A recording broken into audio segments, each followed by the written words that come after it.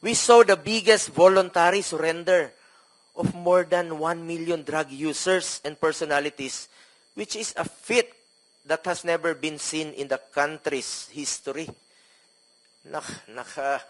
Ang dami pong sumurrender nun kay then Chief PNP. 1.6 million po ang sumurrender. First 6 months po ito. Kulang na kulang nga po yung mga lugar, no, kung saan sila magsusurrender. Nagkulang po ang mga preso dahil sa dami po ng nagsurrender. Nagsurrender po sila dahil sa paniniwala nila na seryoso po ang war against drugs ni Pangulong Duterte.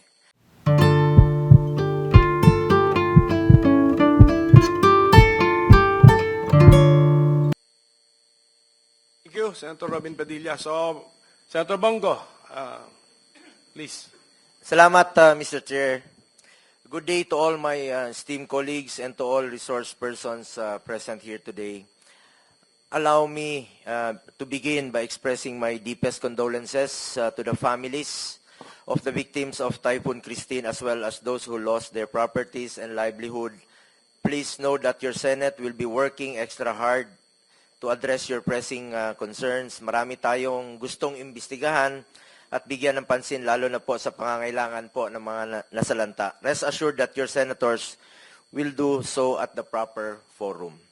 In the meantime, we are here to discuss another pressing issue that concerns not only the previous administration but the future of our nation. Gusto ko pong lumabas na ang katotohanan para makafocus na po tayo sa pagserbisyo po sa ating mga kababayan. Lalo na ngayon, marami pong nasalanta na nangangailangan po ng tulong at ang daming naghihirap. With this, let me emphasize that everything I will say here will be on my oath as a senator. To be clear, my presence here is not only as a member of this committee but also as a resource person kung kinakailangan para maliwanagan tayong lahat. Andito tayo para malaman ang totoo, nais nating lumabas ang katotohanan. After all, there is only one truth. And it can stand for itself, and there is no need to defend it. Mr. Chair, I trust that the truth will be thoroughly and fairly brought out by this committee, fittingly presided by our minority leader, Senator Coco Pimentel. We respect its mandate to investigate the war against illegal drugs in aid of legislation. In fact, I filed a resolution to investigate the war on drugs dahil gusto nating malaman ang totoo. Gusto nating makapagsalita ng malaya at na walang takot ang mga naimbitahan dito, walang public shaming, walang trial by publicity, katotohanan lamang po at hindi politika. The Filipino people must realize the truth at kung ano ang naidulot ng kampanya laban sa illegal na droga at kung nakinabang ba ang mga Pilipino. Mr. Chair, bago mahalal si dating Pangulong Duterte, talamak talaga ang illegal na droga noon. Napasukan ito ng sindikato at karamihan dyan armado. Kahit ang hanay ng pulisya na infiltrate, systematic talaga ang problema. Kaya naman kinailangan po ng kamay na bakal para solusyonan ito. Kaya nga nanalo si dating Pangulong Duterte dahil sa kanyang campaign promise to get rid of illegal drugs, criminality, and corruption na mga salot po ng lipunan. Mr. Chair, ang sambayan ng Pilipino na po ang humusga. Kung nakakapaglakad ba sila sa gabi na walang takot sa daan, pati po yung mga OFWs natin sa abroad, nagkakaroon ba sila ng peace of mind dahil ligtas ang mga mahal nila sa buhay na nakakauwi po sa gabi na hindi nasasaktan at hindi nababastos. Nung panahon ng panunungkulan ni dating Pangulong Rodrigo Duterte, 55% o halos 6 sa bawat 10 barangay sa buong bansa ang naging drug-free. Resulta po ito ng pagkumpiska sa lampas 76 billion na halaga ng droga na pakalat-kalat noon sa ating mga lansangan. Base rin po sa datos, 79% o halos 8 sa bawat 10 Pilipino ang sumusuporta sa kampanya laban sa illegal na droga. Sa unang 5 taon naman ni Pangulong Duterte sa pwesto, mahigit 70% ang ibinaba ng crime rate sa buong bansa. Bukang bibig po yan ng ating mga kababayan kung gaano sila kapanatag, lumabas sa lansangan, kahit sa 10 oras ng gabi dahil alam nilang ligtas sila at ang kanilang mga anak. Ako mismo, meron po ako nakakasalubong sa mga 7-Eleven, nagpapasalamat na ligtas na raw po ang kanilang mga anak. Kaya naman po nananatiling mataas ang approval at trust ratings ni Pangulong Duterte mula simula hanggang pagtatapos ng kanyang termino. Ito ang patunay na kinikilala ng sambayanan ang mga positibong pagbabagong dala ng kanyang pamamalakad. The war on drugs of the previous administration, lest we forget, enjoyed widespread public support across all sectors. Mr. Chair, hindi po natin maikakaila, people are now seeing the difference on how once upon a time they felt safe in the streets and their communities. Mr. Chair, nakakalungkot dahil bumaliktad na po ang panahon, nagbago na po ang ihip ng hangin, ang pinagsikapan at pinaghirapan po ng nakarang administrasyon na linisin ang bansa laban sa kriminalidad at droga, ganon-ganon na lang po ngayon kung baliwalain. Mr. Chair, ganon ba natin itrato ang sakripisyo ng mga alagad ng batas noon? Imbis na pasalamat tayo sa kanila, at sila po'y naging bayani noon, sila po ngayon ay tila binabasura. Nung panahon ng war on drugs, panay puri ang naririnig natin, napakaganda po ang ginawa ni PRRD. Bakit makalipas po ng 3 taon, puro paninira at paninisi na? Paano naman po yung mga taong nagtrabaho at tumulong para maibalik ang peace and order?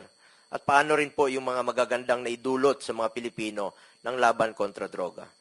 But, Mr. Chair, this does not mean that the Duterte administration sanctioned human rights abuses.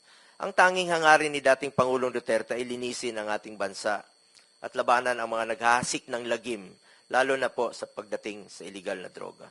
Sa pagkakaalam ko, kailanman ay wala siyang ipinapatupad na anumang sistema, kapalit po ang buhay ng sinuman. Ayaw natin na mismong mga alagad ng batas ang lalabag sa karapatang pantao at ayaw rin nating mangyari ang mga durugista ang maghahasik ng lagim sa bawat kalye na ating dinadaanan. Nung panahon ni dating Pangulong Duterte, kung malagay sa alanganin ang buhay ng mga pulis, kung manlaban ang sospek, unahan na nila dahil ayaw niyang pulis ang mamatay, sa ginagawa lang naman nila ang kanilang tungkulin. In fact, noong 2018, sa maalala ko po, pumunta po kami ni dating Pangulong Duterte sa Norsagaray, alas 3 po ng umaga, sa burol po ng isang pulis na binaril po ng drug addict. Naunahan po siya. Yan po ay isa sa mga halimbawa na nakakalungkot na ginagampanan po ng tungkulin ng ating kapulisan ng kanilang trabaho. Maliban sa paggawa ng batas, kailangan talaga ay taasan ang budget ng mga pulis para wala silang rason na hindi nila magampanan ang trabaho nila. Di ba, maalala nyo po, noong 2018, inuna nating idoble ang sahod ng pulis sa entry position nila, kasama na po dyan ang mga uniform personnel. Estudyante pa po ako, 1980s, 90s, takot na takot po ako sa pulis. Checkpoint, walang ilaw, maraming hulidap, laglag bala, extortion. Pero nung panahon ni Pangulong Duterte, naibalik po ang respeto sa mga pulis. Kaya full support po tayo sa mga uniform personnel at lalong-lalo na po sa mga nagtatrabaho para sa bayan. Dagdag pa dyan, dapat bigyan natin sila ng sufficient operational support, legal support in line of duty. In fact, I filed Senate Bill 422 to provide free legal assistance for uniform personnel who on any charge related to the performance of their official duty. Sakali mang may arestuhin sila, meron silang operational funds o panggastos, kailangan talaga nilang suporta. Kulang talaga ang kanilang pondo. Paano naman sila makakagalaw kung abonado pa sila? Kaya po nandito tayo in aid of legislation to craft laws and check if kailangan ng additional budget para magampanan nila ang tama ang kanilang tungkulin. Let me reiterate, my fellow legislators, I was once quoted in relation to PRRD's anger towards these ninja cops, no? Dahil full support nga po siya sa mga pulis, tapos meron pang mga ninja cops. Nag-imbestiga tayo dito mismo sa Senado. Natanong ako tungkol dito at sinabi ko, oo, galit talaga siya sa mga ninja cops. At dahil dito, tinakot niya talaga para ma-intimidate sila, para matakot po sila. Iba po ang pananakot para ma-intimidate at iba naman po ang usapan, ang reward. ang alam ko, walang reward system na ipinapatupad si former President Duterte laban sa sinumang sibilyan, mapa-drug lord man o karaniwang tao na sangkot sa illegal na droga. Walang basihan ang mga paratang na binitawan sa mga pagdinig na di umano'y reward system kapalit ang buhay noong panahon ng war on drugs ng Duterte administration. At habang nasa usapin tayo ng pera, taliwas po sa sinasabi ng iba, ni minsan po, hindi po ako authorized, hindi ako humahawak ng pera. Sinasagot ko lang po ito dahil sa mga pagdinig na nababanggit po ang ating pangalan. Never po ako nag-handle ng budget of finance matters, kahit nung mayor pa po si Pangulong Duterte. Taliwas din po sa sinasabi ng iba. And in fact, maraming nadadamay. Si Muking, who is not employed in the Senate, was personnel in the office of the President noon. At tulad ko, scheduling, administrative work, mga clerical work, I'm sure lahat kayo nagpapa-appointment po sa amin through Muking. Noong unang panahon, sobrang busy po yon. Marami pong opisyal na lumalapit sa amin at even during the time of the pandemic, no, nangailangan ng tulong at hindi po namin tinatanggihan yan sa abot ng aming makakaya ay pinapansin po namin lahat ng hinaing. Nais ko rin klaruhin ang naging trabaho o role ko po sa administrasyon ni dating Pangulong Duterte. I was appointed and faithfully served as Special Assistant to the President or SAP from 2016 to 2018 as per Section 2 of Executive Order 2016-01 as SAP. I exercise mere oversight functions of 3 independent and cross-functional offices of which are OSAP, Office of the Appointment Secretary, and Presidential Management Staff. As stated in the Executive Order creating OSAP, our functions were limited to scheduling, appointments, and presidential engagements. Our mandate did not include sensitive matters like police operations. Walang kinalaman po ang aking opisina o sinumang staff nito noon sa operasyon at organisasyon sa government security sector, mapamilitary o kapulisan. Whether directly or indirectly, we had no participation in these operations. In 2018, I left the executive branch when I resigned in order to run for and eventually be elected as senator in 2019 as a legislator and chairman of the Committee on Health during the time of COVID-19 pandemic. I supported and coordinated closely with the executive branch to be able to formulate policies and legislation that would improve our response to the pandemic. We passed Republic Act 11469 or the Bayanihan to Heal as one law, Republic Act 11494 or the Bayanihan to Recover as one law, and Republic Act 11712 or the Public Health Emergency Benefits and Allowances for Healthcare Workers Act, among others. Beyond my mandate as a senator, nangako po ako kay Pangulong Duterte na hindi ko po siya iwanan at lalay pa rin po ako sa kanya sa pangangailangan niya po in my own personal capacity. Kaya naman po, sinasamahan ko siya at kadalasan po ay sa personal ko po itong kapasidad. At lalong-lalo na po sa kanyang mga pangailangan medikal, lalo na po na tumatanda na siya, kakaedad na po si Pangulong Duterte at pangako ko sa kanya noon at hanggang ngayon ay hindi ko po siya pababayaan. I am one of the most accommodating persons. Alam niyo po yan. Bukas po ang aking opisina, kahit alas 12 ng gabi, pwede kayong tumawag sa akin. Karamihan po sa inyo, maging mga kasamahan natin sa lower house, ako po ang nakasanayang tawagan kung may gusto po silang iparating kay Pangulong Duterte, kahit senador na po ako. Invitation sa birthday, at lahat ng mga reklamo, pinapakinggan ko po yan. Siyempre, hindi ko naman alam ang lahat ng sagot sa mga reklamo. Kahit si former President Duterte, hindi niya rin po lahat alam sa lahat, sa dami po ng kanyang ginagawa. Kaya naman, kung may mga gustong magpa-verify ng mga information, maraming reklamo, scammers, manloloko, extortionists, we refer it to CIDG, NBI, doon tayo tumatawag para malaman ang information. Ito siguro ang tinutukoy ng mga ilang opisyal, no? Including Police Colonel Leonardo, na sisikapin nating sisiyatin, no? Dahil sa amin talaga lumalapit at humihingi ng tulong. Kahit nung nasa Office of the President pa ako, kapag may concerns or reports that are confidential in nature, pinapasa ko po yan sa kinauukulang ahensya. All reports na directed kay President Duterte, siya lang po ang pwedeng magbasa, classified information or documents ang tawag dyan. Ngayon, nandito po tayo para malaman kung may naging pang-aabuso ba sa hanay ng kapulisan at nagamit ba ito sa pansariling interest. With this information, we can then craft the necessary legislation to better serve our countrymen. As chairman of the Committee on Health and Demography and vice chairperson of the Committee on Public Order and Dangerous Drugs, we want to find ways to improve our continuing fight against illegal drugs through the creation of meaningful policies. As we know, the drug menace is also a health issue. Drug dependents should be treated as victims in dire need of medical, psychological, and spiritual help, with a chance of being successfully reintegrated into society as healthy and productive citizens.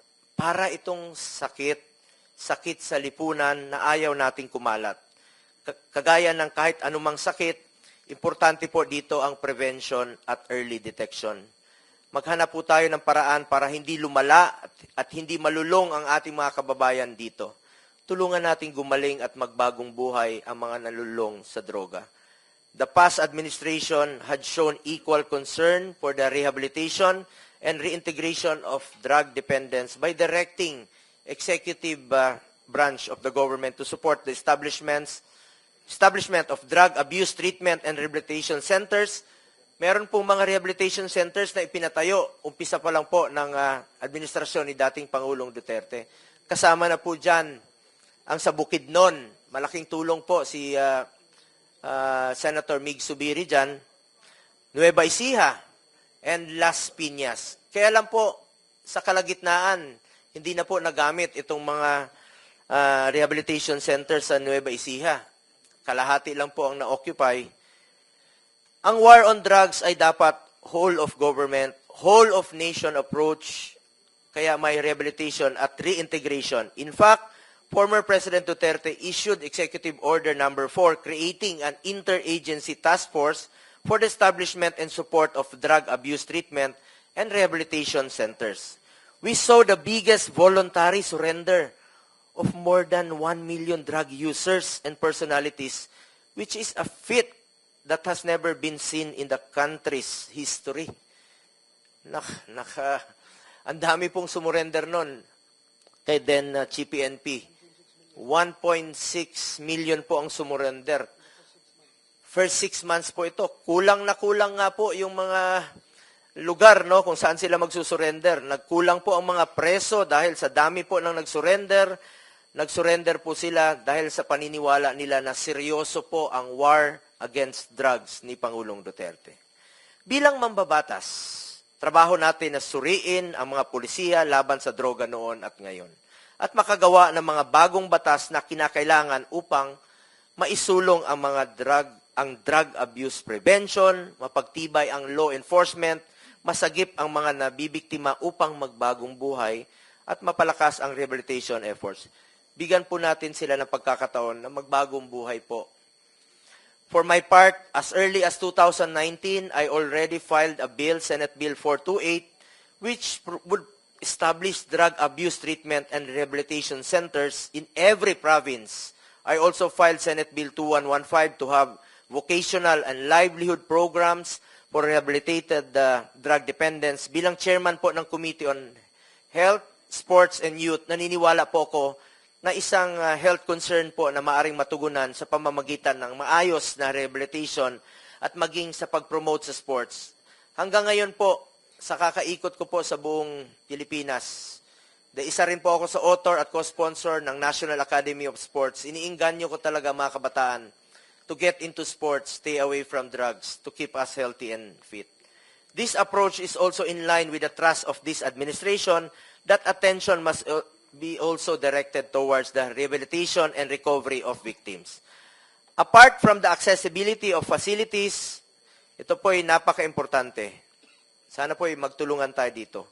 We also have to look into the process to be admitted to these centers. Currently, a commitment order from the court is required to be admitted to rehab centers.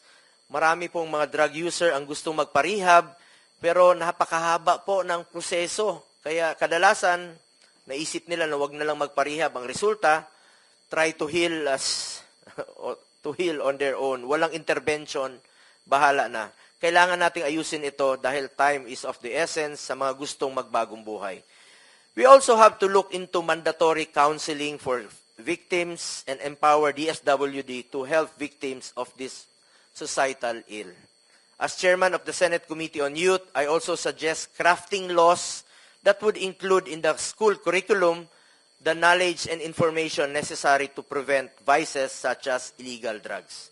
We, as legislators, must work together to prevent abuse of power and protect and respect and uphold human rights. I have consistently worked to increase the budget for the operations of the Philippine National Police and the Armed Forces of the Philippines. Our efforts must be geared towards fulfilling their mandate in accordance with the law.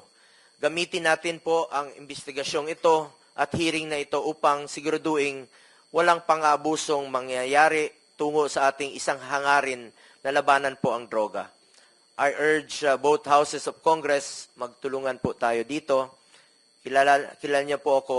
I am committed to developing accessible rehabilitation centers for individuals facing drug addiction, and I am more so dedicated to ensuring the protection of and respect for human rights. Again, I am one with this committee in finding out the truth in the hopes that we could craft meaningful legislation for our beloved citizens.